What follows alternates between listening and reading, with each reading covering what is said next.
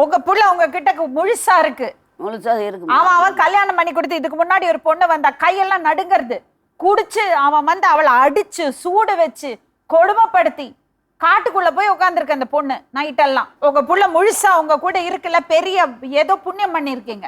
என் பிள்ளைகளை நம்ம தூரத்துக்கு விடலமா, நான் களை வெட்டி கூட கஞ்சி ஊத்துட்டு கூட்டிகிட்டே வந்தேன். அவளை நீங்க அழக்கூடாது. ஊர் மக்கள்கிட்ட நான் ஒரு விஷயம் சொல்லிக்கிறேங்க. உங்க வீட்டுல பிள்ளைங்க இல்லையா? இந்த மாதிரி ஒரு கஷ்டப்படுறது பொண்ணு ஒரு ஆல்ரெடி இவ்வளோ துக்கத்தை சுமந்துட்டு இருக்கா. அவளை இப்படி நோவடிப்பீங்க? உங்களுக்கு எல்லாம் மனசாட்சியே இல்லையா? பொம்பளைங்க தானே நீங்க எல்லாம். என் பேத்தியை கூட்டு வந்து வைக்க வீட்டுமே முழுசா போய் யாருமே வரமாட்டாங்க எங்க வீட்டுக்கு.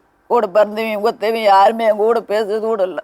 என்ன புண்ணியம்மா, ஏதாவது நல்லதுக்கு கூப்பிட்டா வந்து சாப்பிட்டுட்டு குறை சொல்லிட்டு போவாங்க.